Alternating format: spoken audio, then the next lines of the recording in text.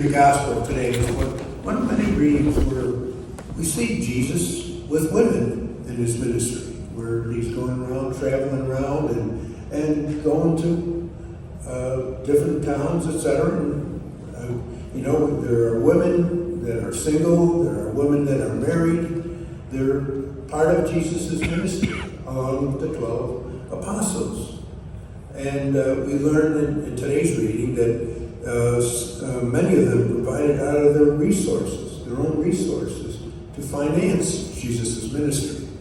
I mean, you can imagine just a group of people walking into a town. People just didn't open their doors, etc., so they maybe had to pay for lodging, pay for food, and things of this nature. So women were part of that ministry to provide, resources for Jesus' ministry in those areas. And, we read about how women were at Jesus' cross and when he died. There are women that who saw him the first time at resurrection. Mary Magdalene saw Jesus. So women were a large part of Jesus' ministry. And as far as my understanding at that time, that is very unusual. I mean, my understanding of Jewish faith at that time, it was segregated. The women weren't allowed to travel with the men and stuff like that. So it's my personal opinion that Jesus almost,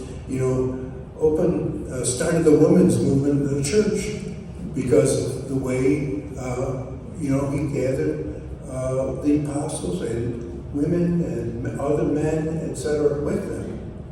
And it continued after Jesus' death and his resurrection, because we can read in Romans chapter 16 is a listing of just all kinds of people that were involved in ministry. That's where we read chapter 16, in verse 1, we read about Phoebe, who was the deaconess in the church. But if you go down to verse 7, you find out there was even an apostle woman, Junia, in the early church at that time.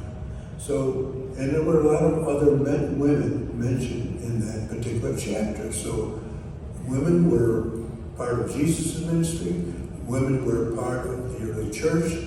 But over time, that seemed to die off.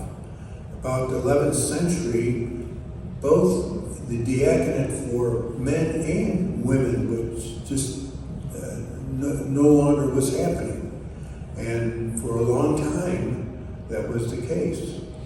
And it turns out that in Vatican II, the diaconate was restored for men, but they talked about doing it for women, but it didn't happen at that time.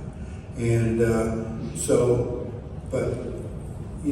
there's the synodal process or the synod that Pope Francis called together to discuss issues of the church.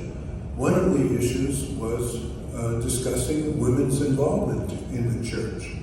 And the documents to date haven't said that, women can go ahead and be deacons at this time, but what it did say that all things that women are allowed to do in the church should be open to women, to be allowed to do those things.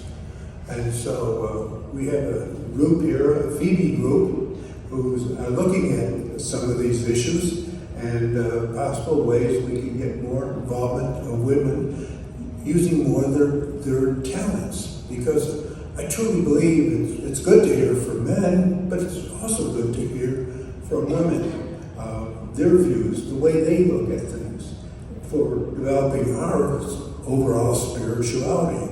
We need both sides of way of looking at things. I have a friend who is an Episcopalian deacon, and there they have women deacons and even women priests.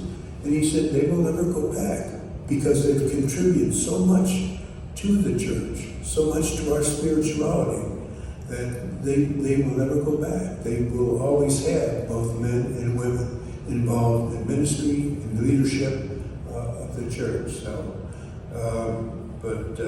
hopefully in the next few months we'll see some things happening here at St. Francis where we'll have greater involvement with women in ministry.